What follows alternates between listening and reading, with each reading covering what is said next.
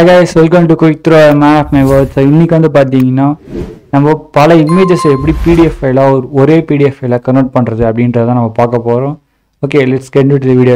வீடியோக்குள்ளே போகிறதுக்கு முன்னாடி கைஸ், நமக்கு முக்கியமாக வந்து பார்த்தீங்கன்னா இதுக்கு ஒரு மாடியூல் தேவைப்படுது. அதை இன்ஸ்டால் பண்ணிக்கோங்க.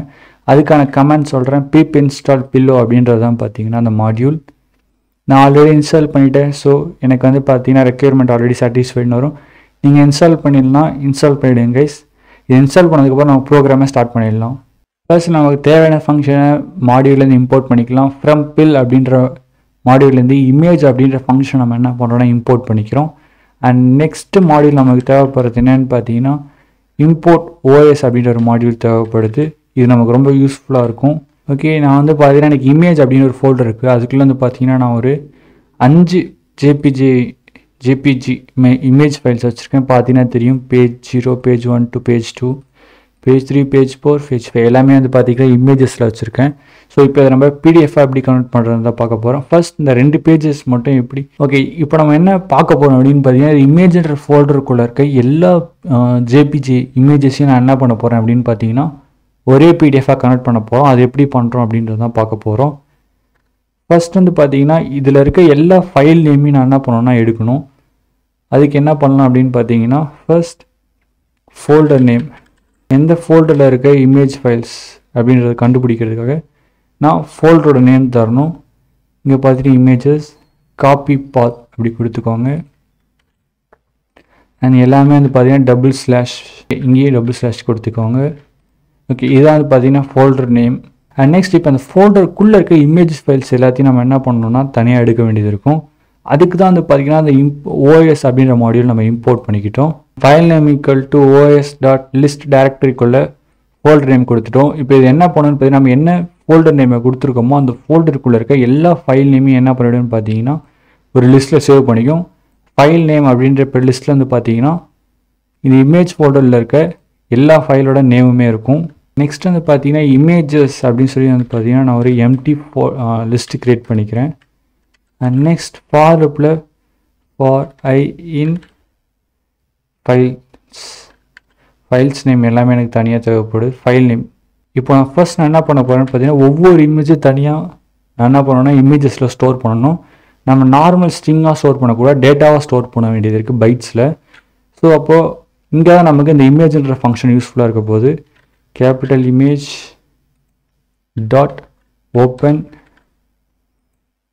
அண்ட் இதுக்குள்ளே வந்து பார்த்தீங்கன்னா உங்களோட இமேஜோட பாத் கொடுக்க வேண்டியது இருக்கும். ஃபோல்டர் நேம் ஃபஸ்ட் கொடுத்துக்கோங்க. இதுக்கு பக்கத்தில் அகைன் நம்ம என்ன பண்ணிக்கலாம் அப்படின்னு பார்த்தீங்கன்னா ஃபைல் நேம், அதாவது ஐயை மென்ஷன் பண்ணிக்கலாம்.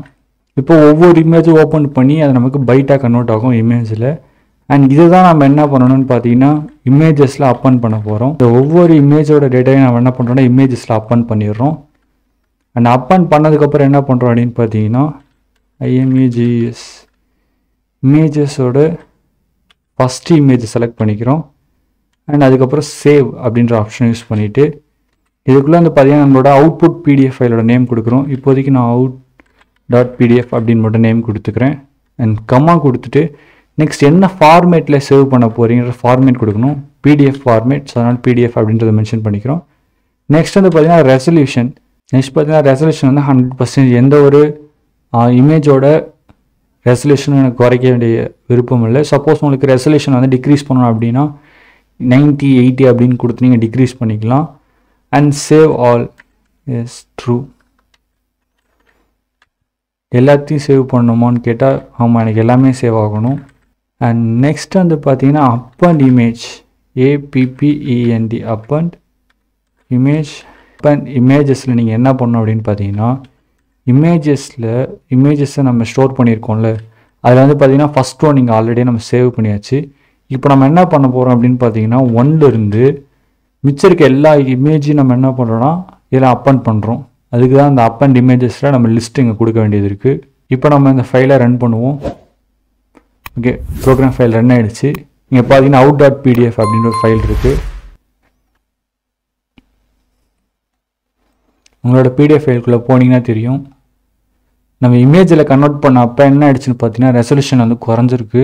ஸோ அதனால தான் வந்து பார்த்தீங்கன்னா அந்த மாதிரி இருக்குது. நம்ம எல்லா இமேஜஸையும் இப்போ என்ன பண்ணுறோன்னு பார்த்தீங்கன்னா PDF ஃபார்மேட்டுக்கு கன்வெர்ட் பண்ணியாச்சு கைஸ்.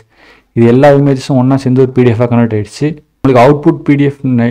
உங்களுக்கு அவுட்புட்டோட பிடிஎஃப் ஃபைல் நேம் மாற்றணும்னா இங்கே வந்து நீங்கள் என்ன பண்ணிக்கலாம் அப்படின்னு பார்த்தீங்கன்னா அவுட்புட் பிடிஎஃப் ஃபைலுக்கு நேம் கொடுத்துக்கலாம். நான் அகைன் ரன் பண்ணுறேன். இங்கே பார்த்து தெரியும் அவுட்புட் பிடிஎஃப் ஃபைல் நேமில் எனக்கு எல்லா இமேஜஸும் சேர்ந்து ஒரே இமேஜஸாக வந்துருச்சு. அதுவும் வந்து பார்த்தீங்கன்னா இமேஜ் அப்படின்ற ஃபோல்டருக்குள்ளே இருந்தால் எல்லா இமேஜும் தான் எனக்கு ஒன்றா சேர்ந்து ஒரு பிடிஎஃப் ஃபைலாக வந்திருக்கு.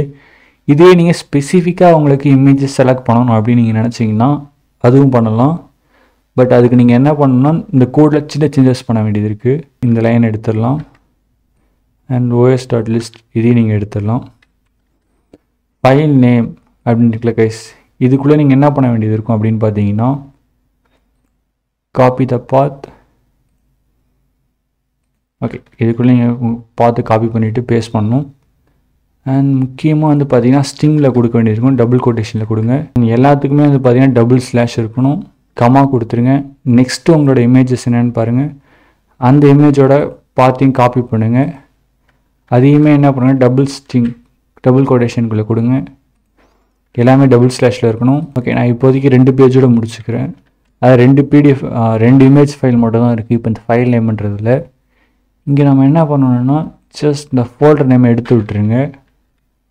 ஓகே, இப்போ நம்ம ப்ரோக்ராம் ரன் பண்ணுவோம். இதில் வந்து பார்த்தீங்கன்னா அவுட்புட் 2.pdf. ஓகேவா? ஸோ இப்போ நான் ப்ரோக்ராம் ரன் பண்ணுறேன்.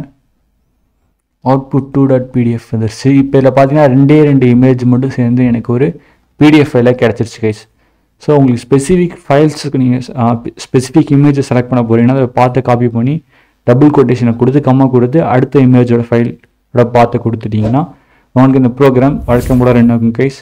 அண்ட் உங்களுக்கு இந்த வீடியோ பிடிச்சிருக்கும் நம்புறேன். தேங்க்ஸ் ஃபார் வாட்சிங் இந்த வீடியோ. Love you guys. இன்னொரு வீடியோவில் மீட் பண்ணலாம்.